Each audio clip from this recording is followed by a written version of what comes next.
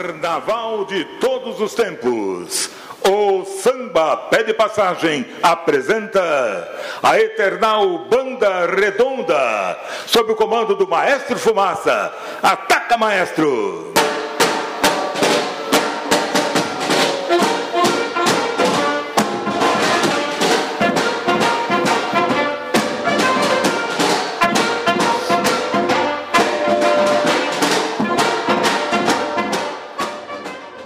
Moisés da Rocha é um ser que tenta ser pensante, pensador, que tem a preocupação de ainda ajudar a transformar a nossa sociedade através do trabalho, que eu acho que, eu sempre dizia que coincidentemente eu estava em tal lugar, coincidentemente, é muita coincidência, as coincidências só me levaram a bons lugares, a ter muito prazer, a ter muita satisfação. Eu acho que é mais uma missão a cumprir. Então, esse é o Moisés da Rocha, que ainda espera ser sonhador, mas que sonho se torne realidade. Tentar influenciar as pessoas, fazer com que a nossa juventude leia, né? Nosso pessoal de periferia leia, que busque conhecimento. Conhecimento não é intelectualidade, não. Busque conhecimento, pelo menos, de vida. Infância foi uma infância de muito aprendizado. Na realidade, família de trabalhadores, não foi de miseráveis ou na miséria, não, porque os pais sempre trabalharam e sempre se preocuparam com que nós aprendêssemos a ler cordel, a conhecer festividades populares, conhecer samba, conhecer choro, conhecer as festas mais tradicionais. Eu sou minha infância, eu sou descendente, por exemplo, de índios. Meu pai era de Iguape, de índios ali do Iguape, do Vale do Ribeira. Minha mãe descendente de moçambicanos, Moçambique. Então deu essa mistura de cultura popular, mas só que um estudou, ele até, acho que o terceiro ano primário, lá no Vale do Ribeira, e ela até primeiro ano, segundo ano só escolar, mas liam muito. Assinando revistas, o Cruzeiro, por exemplo, né? Em casa se leu muito sempre. Eu entrei no primário, de repente, com um ano antes do permitido por lei, porque eu já sabia ler e escrever. Em casa todo mundo já foi para a escola sabendo ler e escrever e contar histórias, de tanto ouvir histórias, né? E respeitar os outros, ser respeitado e ter algum objetivo de vida. Eu fiz um curso na Escola Artesanal de Ourinhos, EAO, lá na Vila Margarida. Sou de Ourinhos, estado de São Paulo, divisa com o Paraná. Tinha uma escola artesanal, depois do primário, né? Haviam duas séries, primeiro e segundo ano, tipo uma escola tipo Senai, escola de formação profissional. E meu pai achava que eu era metido a desmontar máquinas, aquela coisa toda, tal. Ele achava que eu tinha alguma vocação para isso. E fui fazer esse curso, dando tecnologia, aquela coisa toda, tal. E sempre tocando em fanfarra. Aí passei a me descobrir já como percussionista, né, de fanfarra, tocando em fanfarra da escola e sempre vendo desfile, tiro de guerra, aquela coisa toda. E minha mãe disse que eu sempre falava desde criança, quando eu crescer, quero entrar no militar e tal. Sei que vim, aí os pais se separam, aquela coisa toda, a gente vem para São Vicente, Santo São Vicente. Eu venho sozinho aos 15 anos, vim para cá, para São Paulo, né? E aquela coisa toda, 58, quando cheguei nos anos 61, deu idade militar, me alistei, tentei entrar na aeronáutica, tinha preconceito. Aliás, a arma mais preconceituosa para os negros era a marinha, acho que é ainda hoje, né? Dificilmente se vê um almirante, um ou dois hoje em dia, dá para contar nos dedos. Por exemplo, a marinha brasileira até hoje não reconheceu a importância, né?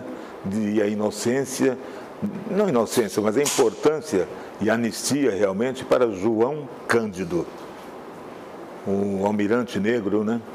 Aliás, é uma história interessante porque a letra do Aldir Blanc e João Bosco, naquela música O Mestre de Sala dos Mares, que fala há muito tempo nas águas da Guanabara, um dragão do mar reapareceu.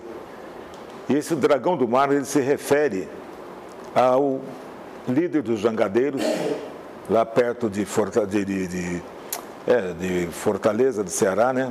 Acho que uns 200 quilômetros do Ceará, onde se deu a primeira abolição da escravatura por resistência dos jangadeiros, porque os jangadeiros passaram a servir, os navios de escravos chegavam, eram transportados de jangada até um depósito nessa cidade. E então, a um certo momento, por consciência, o líder dos jangadeiros passa a dizer: a partir de hoje nenhum jangadeiro mais transportará escravos. Houve tentativa de massacre pelo exército, sempre atendendo ao interesse dos traficantes, né? De escravos, dos senhores, né? Aquela coisa toda tal, mas houve uma resistência tal, ele foi reconhecido nacionalmente. E hoje no Nordeste, e por isso existe a Dragão do Mar, Rádio Dragão do Mar, Avenida Dragão do Mar, esse é o primeiro Dragão do Mar.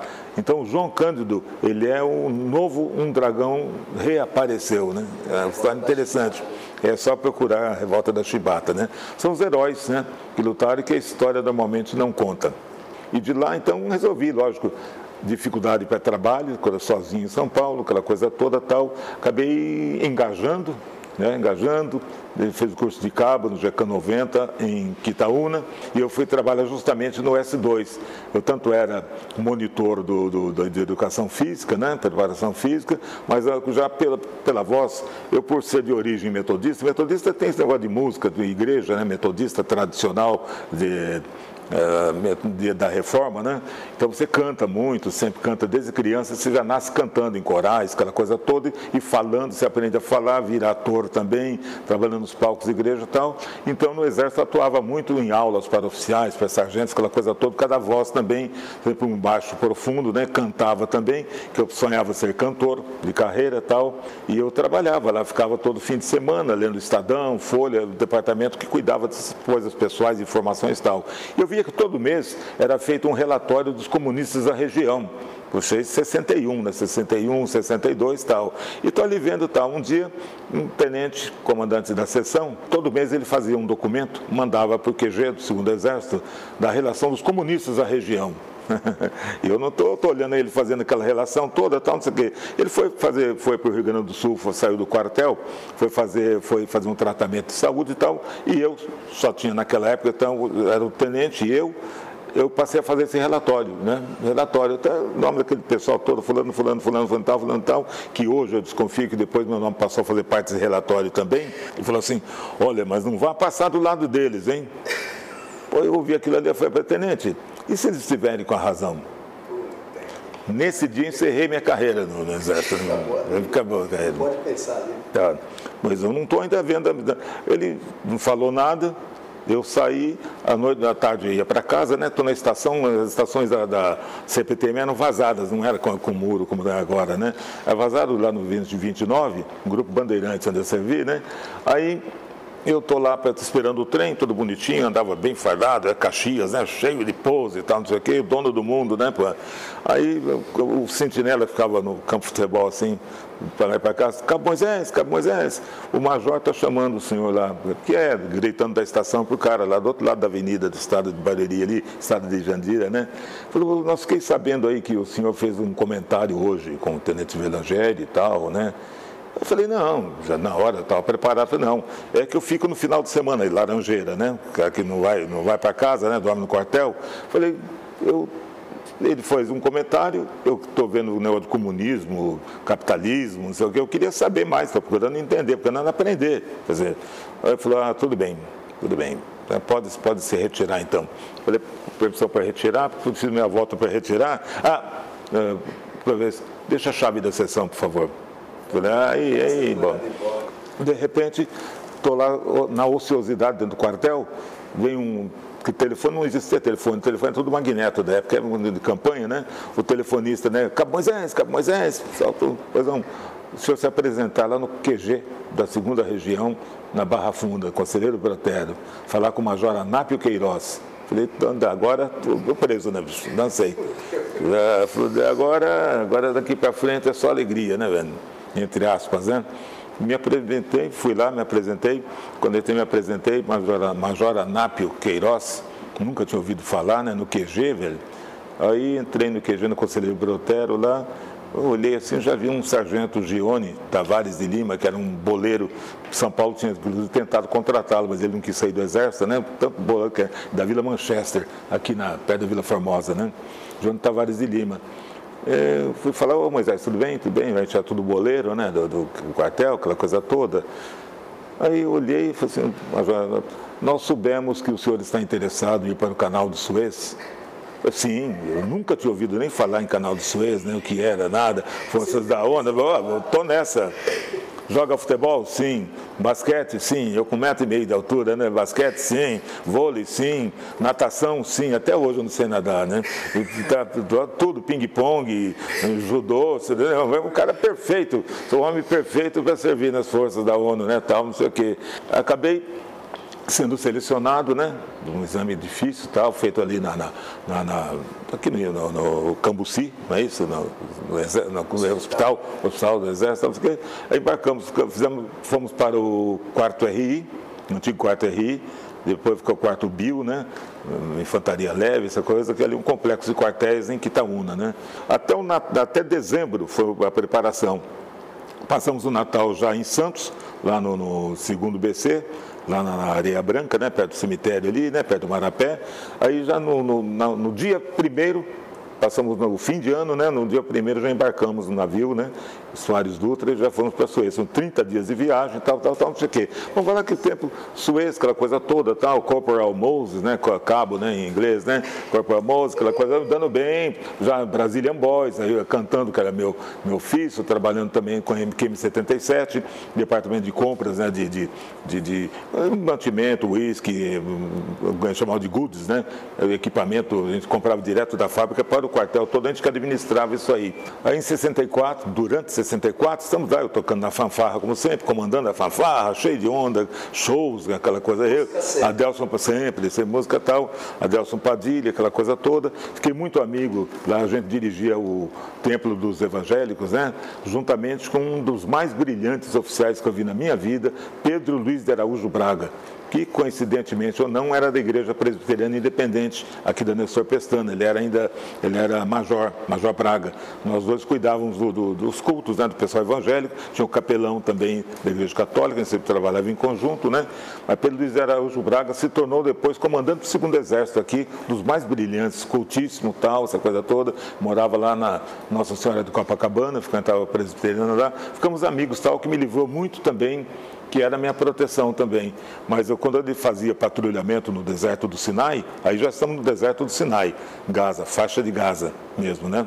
Faixa de Gaza, mas o meu passatempo, a minha vocação, né? Lá eu saía, que era perigoso você sair sozinho, né? Que os árabes não queriam que a gente ficasse lá, que é a força, aí estamos na força da ONU, do UNICEF, né? United Nations Emergency Force, né? E lá tínhamos o Brazilian Boys, conjunto, eu era o vocalista, Adelson Padilha na guitarra, a gente viajava à noite, saía para faixa de Gaza todinha, que eram 7 batalhões, né? Tinha da Dinamarca, Noruega, indianos, canadenses, Brasil, Iugoslávia, né? Sei que dava uns 7 batalhões total. E a gente fazia todo, então. Mas eu ia vendo, de repente, camarada preso, de repente, de vez em quando aparecia um oficial lá, de repente camarada vinha antes do tempo, voltava para o Brasil, e a gente não sabia o que tinha acontecido aqui. Que hoje em dia isso é comunicação, você fala qualquer como com a Lua, naquele tempo tinha um rádio de madrugada, tinha um Nepomuceno, um gaúcho, aí ficava lá de madrugada, uma das coisas para se ouvir uma rádio lá do Recife, né? Era uma luta de madrugada, 2, 3 da manhã, você ouvia alguma coisa cheio de chiado e tal, então, no golpe tudo censurado aqui, você não sabia. Disso eu venho, quando eu volto, na volta, demoraram para pegar a gente lá, inclusive, venceu o nosso tempo, ficamos um ano, né? Ficamos 1 ano e 3 meses, passou do tempo e ninguém foi buscar a gente, velho. Nossa, estamos lá, todo mundo desesperado, né, para vir. Muita gente veio preso no camarote, inclusive oficiais, aquela coisa toda, que não era da linha da rapaziada, que estavam nas listas, né? Então, quando chego no Brasil, é aquele choque, né, velho? Choque de realidade. Bicho, eu vi aquele negócio todo tal, e aquela confusão toda. Eu falei, isso não é o exército com o qual eu sonhava, que eu tanto amava, né? Aquela coisa toda, pessoas educadas, camaradas cultos, né, velho? Hoje em dia, você pega um camarada, hoje um tenente, cara, não tem escola superior de guerra, não tem nada, cara, não conhece geografia, não conhece família, não tem educação, né, apoia a milícia, um monte de defeitos, velho, não tem nada a ver comigo. E eu tinha direito a uma reforma, porque eu sofri um acidente no navio, né, de beliche, né, eu sofri um acidente por causa da tempestade em alto mar, 30 dias de viagem, né, navio de guerra, já viu aquela coisa, né, então. Eu sofri um acidente, não tinha tomografia no tal, mas tinha direito a uma reforma. Podia solicitar reforma como sargento ou tal. Eu tenho até correspondência, tem tudo isso, né, tal, do Rio, do Central do Exército, mas eu rompi com o Exército de tal maneira, velho, pedi baixa, saí fora, sabe, saí fora, aí entro direto no sindicato, né, começa minha vida sindical, né. Tô fora, né. Próprios oficiais, próprios militares matando militares, cara das forças prendendo gente, matando gente. Tinha um sargento amigo nosso, lá do GECAM 40, em Barueri, foi preso uma vez, torturado. Quando foram buscá-lo de novo, deu um tiro no ouvido com a 45. É bom para quem ganhou dinheiro, quem teve cavalo de corrida no Jockey, né? Muita gente trabalhou em Operação Bandeirantes, que era paga por indústrias americanas, apoio de Volkswagen, essas indústrias todas, multinacionais. Então, não serviu para mim isso aí. Depois, para você ter uma ideia, através desse general mesmo, que se tornou general depois, né? Pedro Luiz Araújo Braga, mas eu fui indicado para trabalhar no Banco do Brasil, que voltou tão livres. E ficou tudo à deriva, né? Eu não quis, eu veio para o Rio de Janeiro para acertar isso aí, como é que eu queria ser da reforma no mesmo posto, ou pegaria 2 postos igual o presidente pegou, né? O presidente pegou, fez um acordo também, ia ser expulso, né? Pegou uma promoção a capitão, né? Isso, e com soldo, com salário e tudo, né? Isso contando história, porque isso é história, né? Tal. E eu não aceitei, né? Vou ficar na mesma, ou depois pleitear a promoção, ou pleitear a promoção e aguardar do segundo sargento. Não abrir mão de tudo tal. Mas na sequência, estou lá, passo a trabalhar no banco, né? No Chase Manhattan Bank, e que era o Banco Lar Brasileiro, né, na rua ali, acho que da Alfândega, Quitanda, Rua da Quitanda e tal.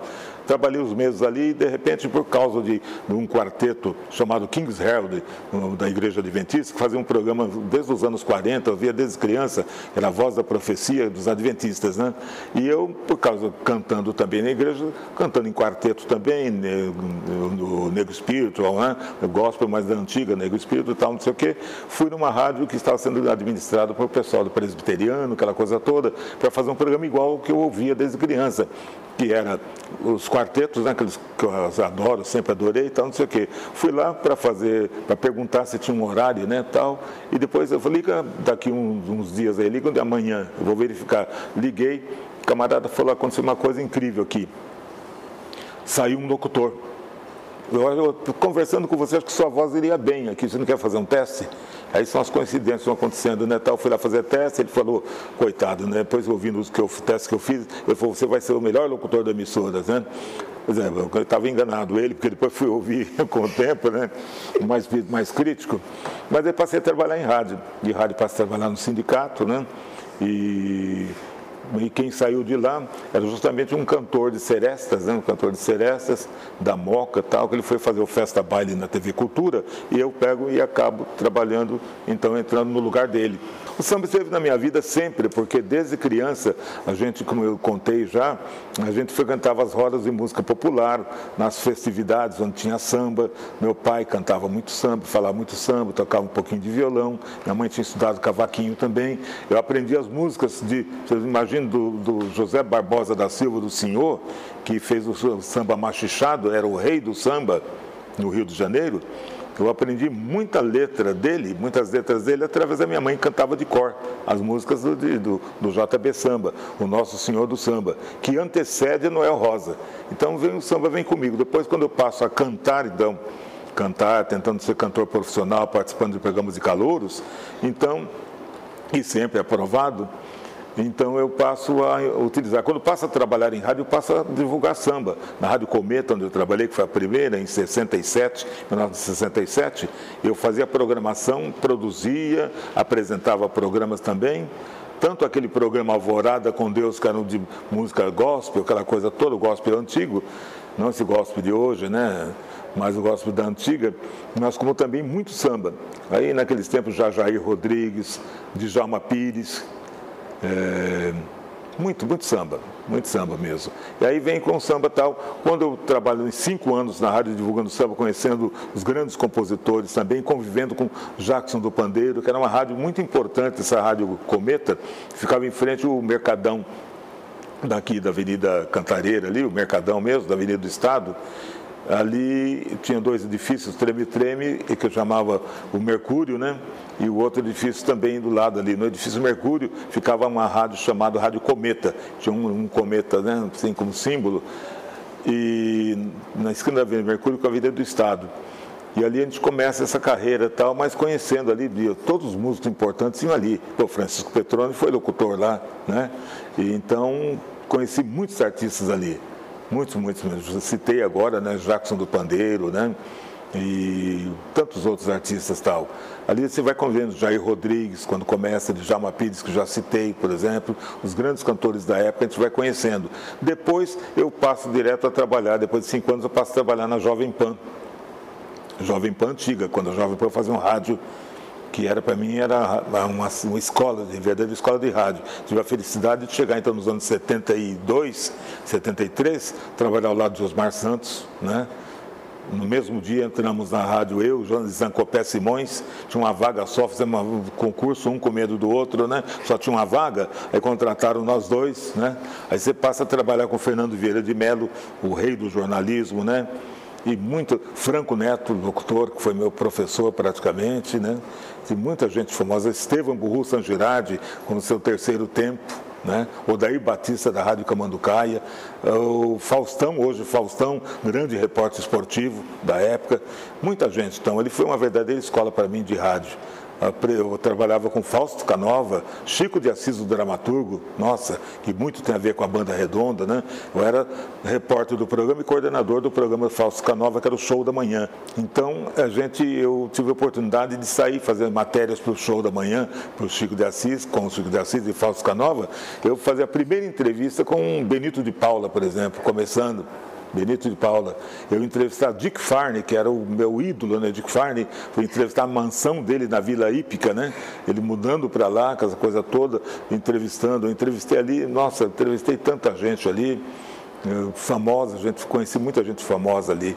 Encontrar os grandes artistas da TV Record, né? Famosos artistas, né? Isaurinha Garcia, todos os artistas famosos conviver, porque eram no mesmo complexo lá da Avenida do Biruna, ficava a Rádio Jovem Pan, que era do Tuta, né? Que era um dos filhos do Paulo Machado de Carvalho, e também ficava a TV Record. Era um complexo ainda peguei muita coisa e vi muitos artistas, tive contato, trabalhei com muitos artistas. Então é uma coisa muito emocionante você ser fã de um artista, e de repente você está conhecido, ser colega depois de profissão, né? E assim aconteceu quando eu passo a trabalhar na TV Tupi, também, no Sumaré. Então você tinha que trabalhar em 2, 3 emissoras, como até hoje, jornalista tem que trabalhar 2, 3 lugares, né? Fazer bico aqui, bico ali, chamado frila, né? Então nesse período da Jovem Pan também ganhava tão pouco também, passei a trabalhar na difusora. Só que a difusora era AM, naquele tempo não existia FM ainda, tanto a Jovem Pan era AM, né? Mas a Jovem Pan dominava tudo, né? Fiz Bolsa de Valores, por exemplo, não entendia nada, mas fui aprendendo a transmitir, a avaliar a Bolsa de Valores, fazer boletim de manhã para o Jornal de Integração Nacional, aquele famoso Repita, né? A gente fazia de manhã. Então, na Jovem Pan de manhã, fazia o jornal lá embaixo, né? Brasil, tal, aquela coisa toda. Já na difusora, Jet Music, Balanço Pop, Record, Billboard, tal, quase só inglês, velho. Eu estava bem de inglês, tinha vindo do Canal dos Fez, eu estava bem de inglês. Eu cheguei lá, o Darcio Arruda e outros locutores famosos, e lá também a oportunidade de encontrar Nelson Triunfo, pessoal que depois veio encontrar na Banda Redonda, né? E estou fazendo samba, estou junto com o samba. E nesse tempo já estou conhecendo também o quê? Já estou conhecendo o João Acaiabe. Já passo a trabalhar em teatro também. Já me chamam para trabalhar com Plínio Marcos. Já conheço Plínio Marcos, já conheço a Banda Redonda. Né? E aí já é 73, 72, 73, já estou no meio fazendo teatro, fazendo com o Plínio Marcos, fazendo parte do bando do Plínio Marcos, por exemplo, de quem eu acabei virando assessor de, como se chama, assistente de direção dele. Quando ele viajava, quem fazia os debates com o público sobre as peças era eu quem fazia. Então, pela experiência, quase toda igreja que dá isso pra gente. Você aprende a falar, aprende a atuar, aquela coisa toda. Então você não é ator, você não é um João Acaiabe, o Francisco Milani, que trabalhava com a gente, né? Quem mais que fez parte da banda aqui? Bom, aqui então na Banda Redonda, não encontro o Plínio Marcos com Banda Redonda, primeiro tudo, Aldo Bueno, fantástico Aldo Bueno, que eu chamo que é o nosso Denzel Washington brasileiro, né? Cara que dança, canta, tal. Primeiro com um grande sambista, né? Percussionista, sambista, dançarino, sabe? E grande ator, premiadíssimo ator, uma glória para a gente, Aldo Bueno, que infelizmente, a exemplo também de João Acaiabe e a gente de Gésio Amadeu, nunca tiveram um lugar realmente merecido dentro da dramaturgia, né? Dentro principalmente televisão, que sempre teve um modelo europeu, sempre querendo europeizar, né? O artista, mas atores assim fantásticos, premiados em Gramado, premiados no cinema, que é o caso do Aldo Bueno. Lembrar que o Aldo Bueno tem uma peculiaridade. O Aldo marcou a época na Banda Redonda, porque todo o carnaval da Banda Redonda, eu colei logo na Banda Redonda. Já fiz amizade com o Carlão, com o Plínio Marcos, e por causa da Banda Redonda que eu acabo indo trabalhar no bando do Plínio também, a mesma turma. O Bar Redondo, em frente com o Teatro da Teodoro Baiman, que é o Teatro de Arena, né? A gente ficava no Bar Redondo que tinha ali, que acaba influenciando um pouco também no nome, né? Como o Carlão conta a história de verdadeira, que a gente vai ter a oportunidade de ouvir o Carlão também falando sobre a fundação da Redonda, mas lembrar que o Aldo Bueno, todo ano ele saía vestido de baiana. Mas lembrando que as bandas, elas tiveram o auge delas, ou predominaram no Carnaval paulistano ao lado. O Carnaval de São Paulo começa com o Intrudo, que era a brincadeira europeia mais portuguesa, por exemplo, que vem para o Rio de Janeiro e vem, consequentemente, para São Paulo também, que era um carnaval violento, de sujar as pessoas com água. Não era água de cheiro, não, água de cheiro, mas um cheiro diferente, né? De tudo que podia botar dentro de uma bisnaga, dentro de uma bacia, entrar na casa das pessoas, jogar água, jogar com farinha, coisa toda muito violenta. Então esse era o carnaval, começa com o Intrudo, né? Mas depois ele passa a ser proibido, inclusive pela violência, aquela coisa toda, como começa a sujar a roupa de todo mundo, pessoal de classe média, mas as bandas passaram a existir depois que vem as sociedades carnavalescas. Então, as sociedades carnavalescas, evidentemente, isso antes até da abolição, começa um carnaval diferenciado, né? Aí surgem as bandas, né? Cordões, e isso predomina até os anos 40, por aí, né? 40 dá uma parada com as bandas, porque começam a surgir as escolas de samba, que começam a surgir em 35, surge a primeira escola de samba em São Paulo, que foi a escola de samba a primeira de São Paulo, que ficava na Vila Pompeia, na realidade, né? Na Vila Pompeia, do Eupídio Faria, né? Que faz parte da história. Em 35, em 37 vem a Lava Pés, de tradição, que agora infelizmente saiu do Lava Pés, que era um chamado quadrilátero, não, né? Era as 5 esquinas ali, as 3 esquinas, ele tem muito a ver com religiosidade, aquele pedaço. A menina, uma das melhores repórteres conhecedoras do samba de cultura afro e de religiosidade também, a locutora Claudinha Alexandre, da BR Brasil, a sua rádio, né? Rádio Digital, ela conta, inclusive, né, da importância da Lava Pés, justamente ali nas confluências ali, né, com o Exu, essa coisa toda, Madrinha Eunice, né, o Chico Pinga, né, marido dela, aquela coisa toda. Fábio Prado foi o prefeito que praticamente dá a primeira verba para o carnaval. Mas aí começam a surgir as escolas, né? A história vai se repetindo, né? Começa a ter verba, começam a surgir as escolas, aquela coisa toda tal. Ali ficava a Igreja dos Rosários, do Rosário dos Homens Pretos, né? Aí vamos tirar essa negarada aqui, a igreja ficava ali, mas São Paulo antigo, né? Manda para o meio do mato lá, depois do rio, né? Depois do rio do Anhangabaú, subindo a São João, depois era o mato, todo mato, aquela coisa que, né? Ficaram no mato que acaba sendo o Largo do Paissandu. Mudaram o Largo do Paissandu. Tinha que ficar no centro da cidade, né? Ficou no centro da cidade, né?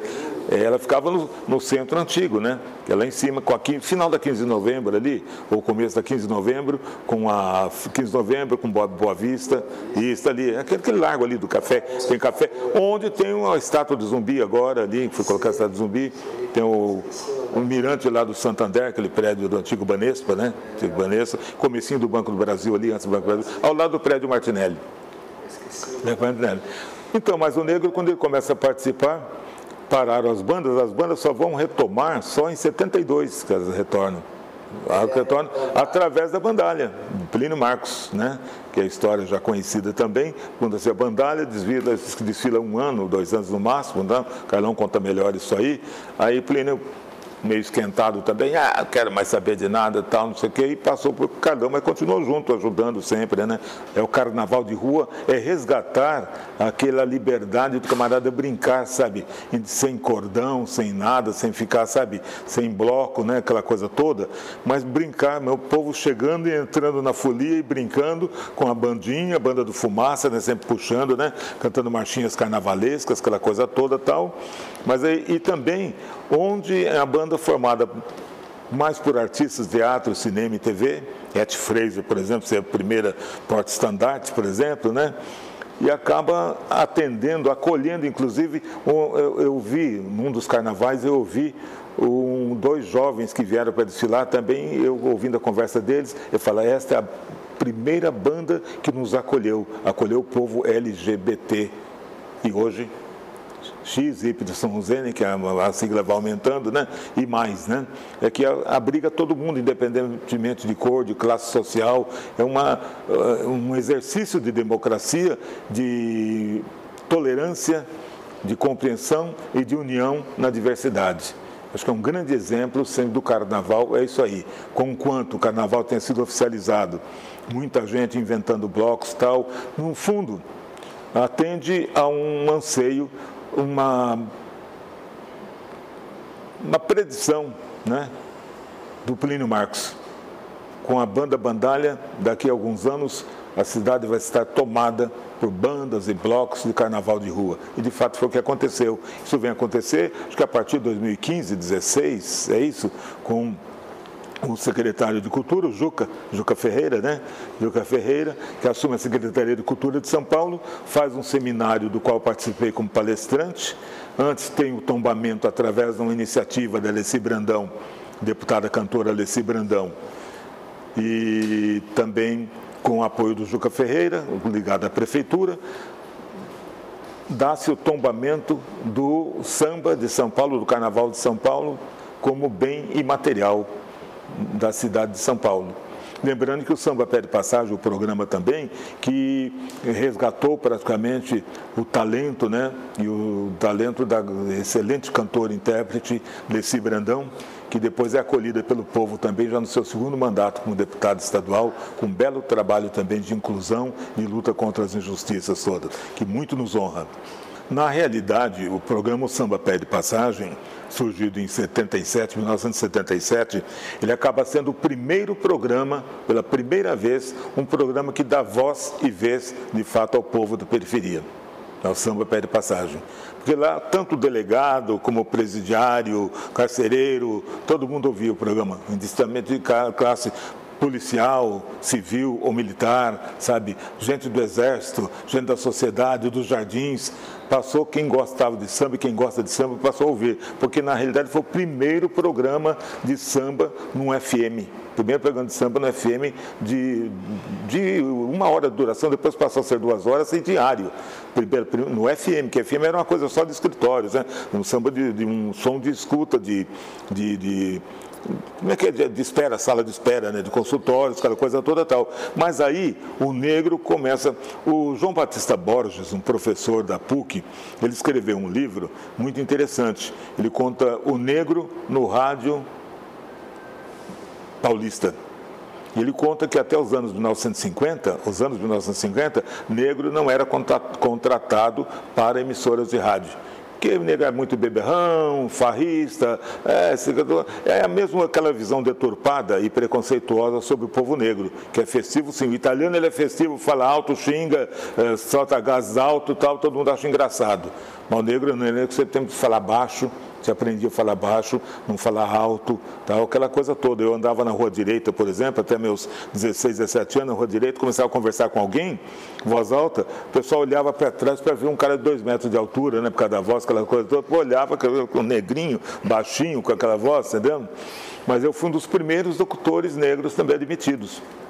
E contar que na história do rádio também, e na cultura, escola, que foi acho que em 1830 que Dom Pedro inaugura o ensino fundamental obrigatório, mas negro, em 1830, então negro não estudava. O cara que fizesse negro estudar era punido, igual nos Estados Unidos também, o mesmo exemplo, né?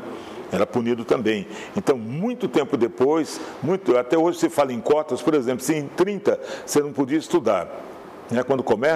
Quando o negro começa a ir na escola também, eles acabam o ensino público de qualidade e criam os cursinhos pagos, a escola paga, entendeu? Financiada pelo governo e pelo povo também, para filho de quem tem grana. E assim a faculdade hoje, como tu fala que não precisa de cotas, cara, hoje você prepara num cursinho desse qualquer que você paga 2.000, 3.000 por mês, você quer fazer uma medicina, uma escola de qualidade para entrar numa USP, por exemplo, uma USP já foi fundada para servir ao filho da elite. Os filhos da elite que tinham que estudar no exterior, ou então traz os professores do exterior para cá e o pessoal dos jardins vai estudar aqui, filho de dono de café, de fazenda, aquela coisa, de governar o poder todo. Já houve muito avanço com a resistência do núcleo negro, de consciência negra da USP, a Zezé, o pessoal todo lá, a Jupiara, muita gente lutando, o professor Antônio Mogli está aqui, né, no Mogli, muita batalha e tal. Eu vi esses dias, acho que o professor Navarro, né, que é o superintendente agora social, ele dizendo que hoje praticamente quase 50% já são cotistas, já dentro da Universidade de São Paulo. É um avanço muito grande. E o Samba Pé de Passagem tem muito a ver com isso também, porque era um programa detestado, odiado, execrado pela metade do Conselho Universitário. A metade dos professores mais avançados achavam que era um programa que retratava o povo, sim, que acho até hoje tinha que estar dentro da Universidade de São Paulo. Mas a elite nunca admitiu isso aí, que era 50% da outra parte. A partir dos reitores, por exemplo. Tem um professor lá, por exemplo, que muito ajudou na preservação do samba e do programa, aumentou o horário, inclusive. Fernando Santoro, ele almoçando com um reitor, na época, o reitor, e ele já como diretor da rádio, e o reitor foi almoçar no tropeiro ali, perto da USP, por exemplo, né, do antigo Bar do Bilu, perto do antigo Bar do Bilu, né, foi almoçar lá e nos rádios todo o rádio sintonizado na Rádio USP, ouvindo o Samba Pé de Passagem ao meio-dia, tal. E o reitor preocupado, olha esse programa, tal, não sei o quê. Mas quando ele viu o povo todo ouvindo, tal, era uma briga danada, tal. E aí foi a inauguração, então, que antes nós tínhamos o Rubens Moraes Sarmento, na Bandeirantes, fazer o seu almoço à brasileira, mas o AM. No FM, a USP é pioneira. E a Rádio USP ela foi formada, então, com uma programação audaciosa, revolucionária de fato, que é a primeira rádio a tocar a programação que eu fazia, inclusive antes do Samba Pé de Passagem, eu era programador, fazia um programa chamado Brasiliana. Ali eu tocando baião, as músicas regionais, a programação que a USP faz hoje. Até hoje ela voltou, inclusive, a fazer na sua programação no todo, toca boio, toca sertanejo, toca instrumental, tudo música brasileira. Nesse programa, então, da Rádio USP, quando surge, eu frequentava um bar chamado Itapuã, juntamente com um grupo que eu tinha ajudado a levar para gravar, o grupo Samba Lá de Casa. E os meninos tocavam ali na rua Itapuã, no bar Itapuã, na rua Santo Antônio, já no Bexiga. Toda noite a gente estava ali e tal, e um dos componentes, o Nelson Mecha Branca, que é lá da Zona Leste, falou: Moisés, o meu primo, o Beto, que hoje é produtor musical, chegou um disco, ele cuida do acervo, né, dos discos lá na RGE, na Marquês de São Vicente, na Barra Funda. Chegou um disco agora esquisito lá, está todo mundo olhando de lado, ressabiado com um disco lá, ninguém sabe o que é, o pessoal com medo de tocar, não sabe onde tocar também, que não tinha programas específicos de samba, né? Mal tinha o Evaristo de Carvalho na Gazeta, né, essa coisa toda, mas era tudo AM. Aí o que acontece? Você não quer ouvir? Vamos trazer, eu ouço, se for bom, eu falava assim sempre: olha, eu trouxe um disco aqui que me deram, não deu tempo de eu ouvir à noite, eu vou tocar. Se for bom, a gente toca todo isso. Se não for bom, a gente não toca nunca mais. Então, era o que era, nada mais, nada menos que o Grupo Fundo do Quintal, que acaba estourando em São Paulo, primeiro em São Paulo. Depois surge um disco variado, da mesma RGE, aí deu disco de ouro para cá, disco de ouro para lá, o Samba Pé de Passagem ganhou um disco de ouro também. O Samba Pé de Passagem foi por 3 vezes provocou 3 vezes a premiação da APCA, Associação Paulista de Críticos de Arte, muitas outras homenagens, Câmara Municipal, título de cidadão paulistano, o pedido pela Alessi Brandão, deputada cantora, do tombamento como bem imaterial do Estado de São Paulo, sabe? Uma série de detalhes que o programa mereceu por causa do serviço prestado à cultura popular. Então, um programa que abre espaço para o negro, porque o rádio foi fundado por uma pessoa, o Roquete Pinto era racista, sabe, era higienista, né, racista, ligado com o pessoal que estuda negócio de raças, tem um nome científico para isso aí, que, por exemplo, um camarada que... Eugenista também, mas é um camarada, você vê rádio, camarada ia trabalhar em rádio com chofer e vestido com fraque, né, era coisa mesmo de elite. Pega no Rio, elite. Mas quando o negro começa a surgir, então nesse livro do professor Luiz Carlos Borges, Luiz Roberto Borges que eu falei, né? Ele conta que em São Paulo não se contarão. E lá no Rio também, você nunca viu nas capas de revistas de rádio, Radiolândia, Radiobras, aquela coisa toda tal, você nunca viu rainha do rádio, por exemplo, entrou, acho que uma vez entrou Angela Maria, porque as fotos também são meio clarinhas, né? Então era Sapoti, mais claras tal, mas nunca viu um negro numa capa dessas revistas. E aqui em São Paulo era pior, São Paulo sempre foi pior, com o racismo sempre foi pior, porque os barões do café, aquela ideia de São Paulo como cidade europeia, querendo ser europeu, né? Só os jardins e tal, então os locutores todos eram só de classe média, tudo doutores. Você viu os caras na história do rádio, os caras tudo formado pelo Largo São Francisco, você vai na história, tudo formado pelo Largo São Francisco, é elite mesmo. A história dos sambistas de São Paulo, por exemplo, que saíram daqui para galgar o sucesso no Rio de Janeiro, mesmo sem ter a mesma visibilidade, né? Mas que eram negros. Acontece no Rio tinha assim, chamava assim o cantor, por exemplo, Francisco Alves, né? Assim teve o rei do samba intimista também. Vários cantores falavam o nome de Cinha Batista, né? As Irmãs Batistas. Vamos lá, a Portuguesinha lá, por exemplo, que foi para os Estados Unidos, né? Carmen Miranda, sabe? Os negros, o apelido dos negros era Sapoti, por causa da cor preta, né? Ou então Chocolate, que era do Cambuci, grande sapateador, assoviador do bairro do Cambuci. Vassourinha, que era da Barra Funda, né? Vassourinha da Barra Funda, perto ali do ponto do início do cordão carnavalesco Barra Funda, Rua Lopes Chaves, fizeram um desfile Lopes Chaves, até desfilaram no primeiro desfile em 14, passaram na frente da casa da Inesita Barroso, Lopes Chaves, tudo fazendeiros de café, né? Só mansões, né? Foi virou moradia do pessoal negro e tal, não sei o quê. Mas então era assim, Vassourinha, Gasolina, né?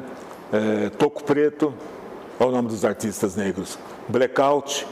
Poxa vida, se você pega a história de um povo que foi trazido escravo para cá, a metade das cargas que ficaram tudo no Atlântico, um cemitério a céu aberto, né, no mar, não é isso? Comida de peixe, né, no alto mar, porque quando a Inglaterra, por interesses sociais, também socioeconômicos, e não resistindo mais também à luta anti-escravocrata, na Inglaterra começam a proibir o tráfico, e com as suas fragatas, começam a patrulhar o Oceano Atlântico para proibir o tráfico de escravos, que sempre foi burlado, né?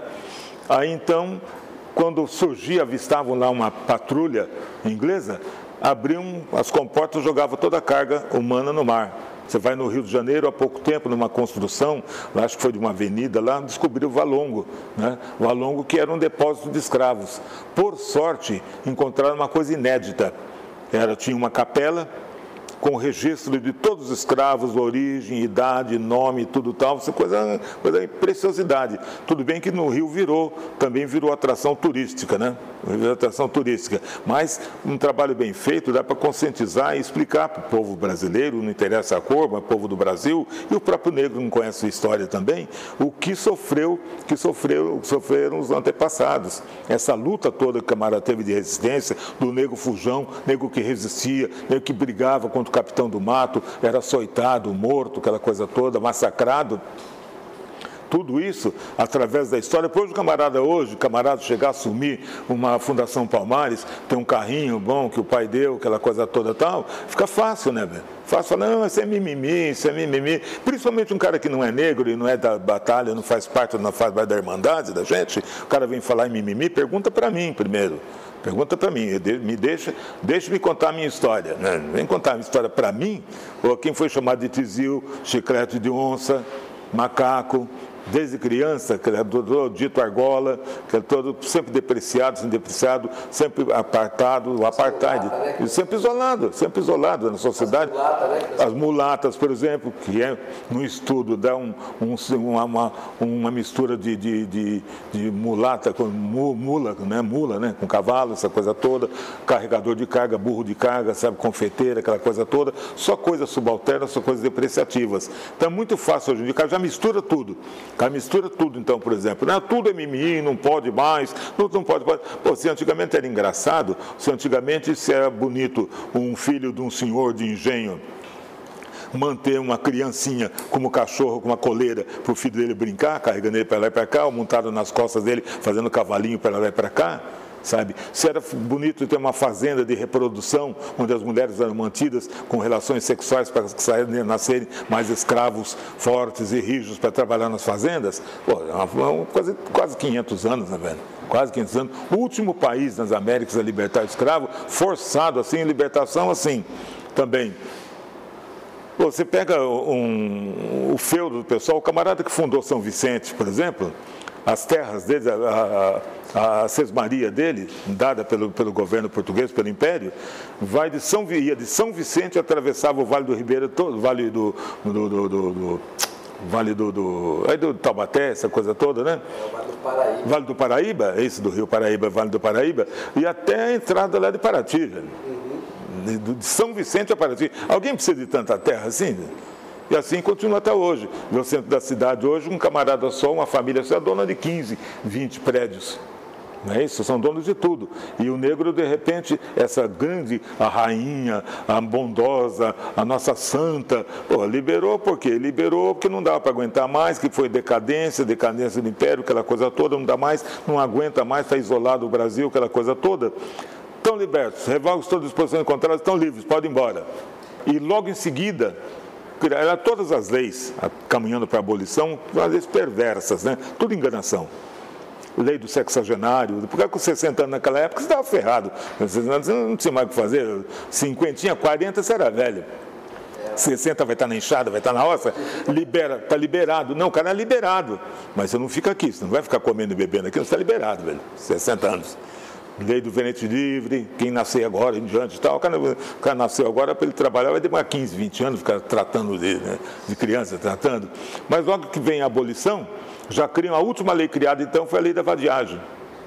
Tem carteira assinada? Tem, se não tinha carteira na época, tem prova que você trabalha em algum lugar? Trabalha, é alforriado, não é alforriado, qual é a sua situação? Se não, cana.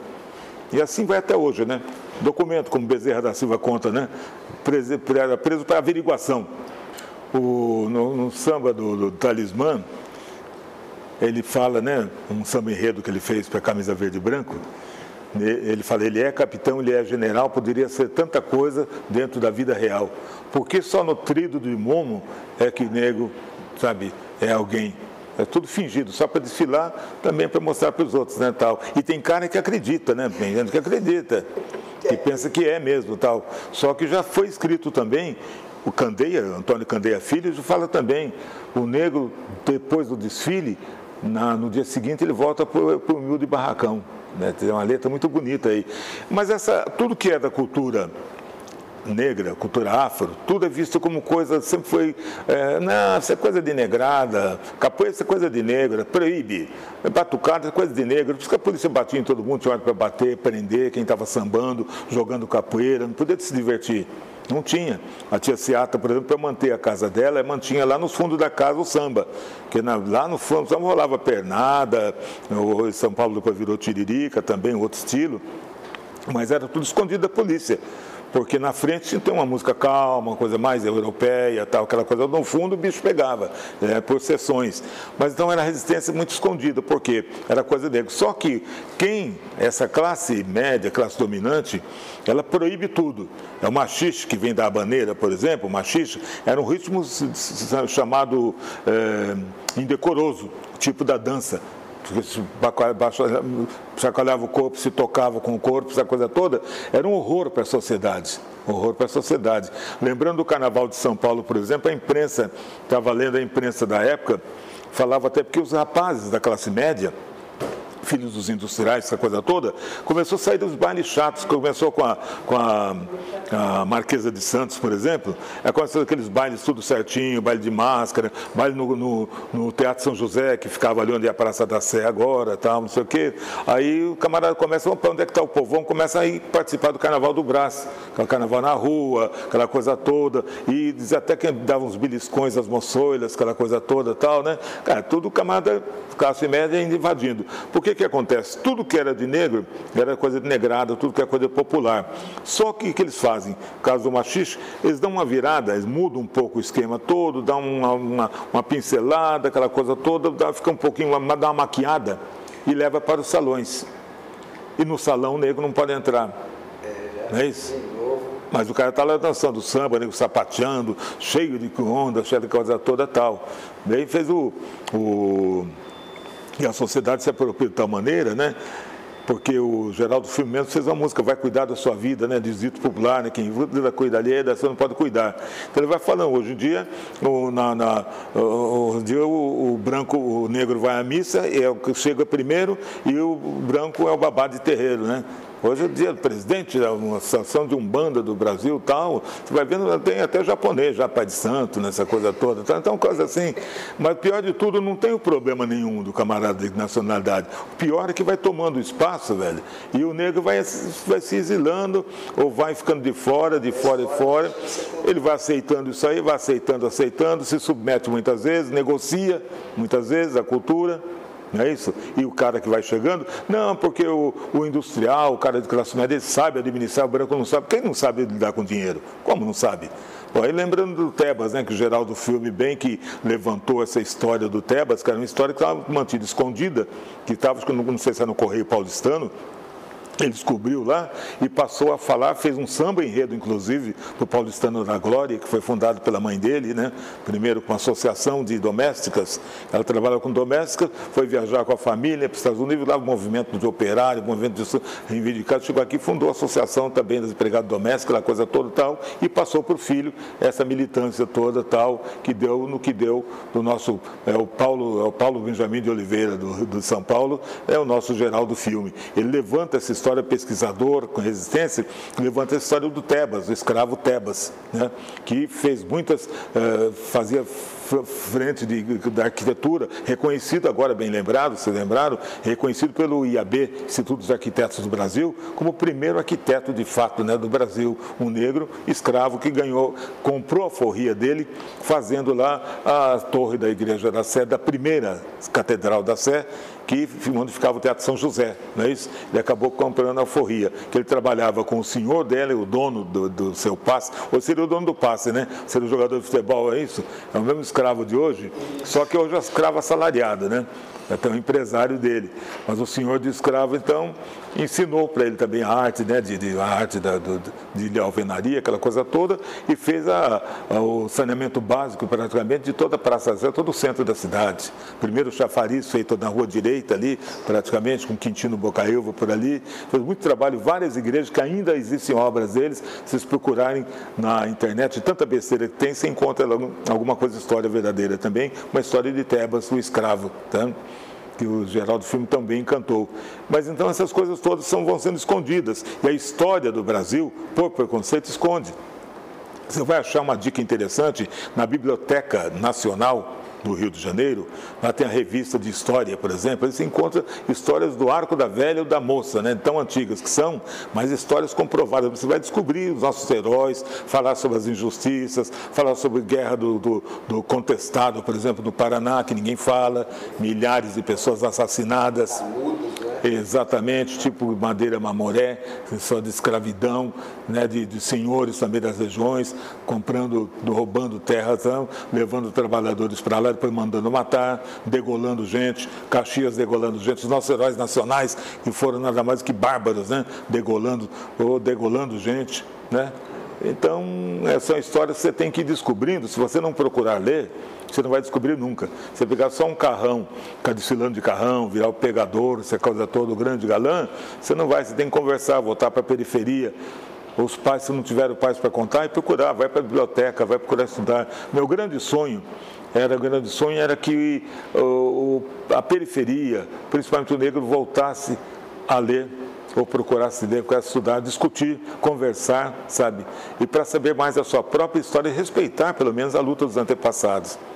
Nós tivemos a Frente Negra, um movimento que teve pós-abolição, acho quase 50 anos depois da abolição, mas que nada mudava para a condição do negro, fundaram a imprensa negra, aquela coisa toda tal. Como sempre, também tinha os canalhas no meio também, tinha os negros, tinha, né, os capitães do mato também, que acabaram com o movimento, né? E sem contar movimentos políticos também que acabaram caçando, né? Como o movimento getulista de ditadura, por exemplo, que proibiram, né, a existência do partido como partido político, essa coisa toda. Mas são histórias que vêm desde o camarada, desde Zumbi, desde a resistência de Zumbi, de outros tantos heróis que se exilaram, né, autoexilaram nos quilombos, né, que a história teria que resgatar o nome deles.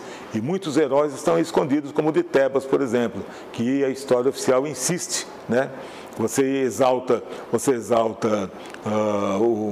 o torturador, exalta o aniquilador, o assassino, né? A Guerra Cisplatina lá, por exemplo, Conde Deu também, chamado O Degolador, entendeu?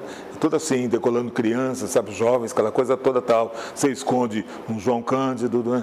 Esconde os heróis negros, né? A história dos Rebouços da vida, sabe, os nomes que dão nome hoje a avenidas, mas que ninguém fala quem são, quem foram, que contribuição, Cantídio Sampaio, que contribuição que deram, porque eram tudo descendentes de escravos, são apagados da história, apagados da memória.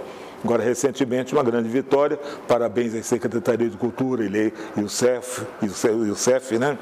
Com a colocação através da Banda Redonda, inclusive, né, do busto ao escravo Tebas lá na Praça da Sé.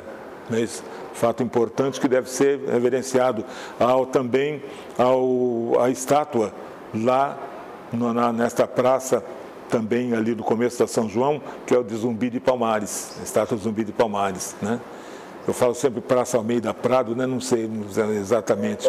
É algo Prado, né? Mas é o largo ali, que não é o Largo do Café, né? Ele é o larguinho que tem, onde tem um coreto, onde tem um coreto ali está a estátua do Zumbi de Palmares, que foi colocada lá pela iniciativa do Maurício Pestana, quando então secretário pela desigualdade, contra a desigualdade racial. E lembrando também para o jovem e já para os velhos que pensam também que já venceram e vai vencer sozinho, Plínio Marcos, a frase que o Rolando Boldrin também utiliza, o Boldrin brevemente será homenageado aqui, nem que a Patrícia Boldrin venha receber o prêmio dele, né?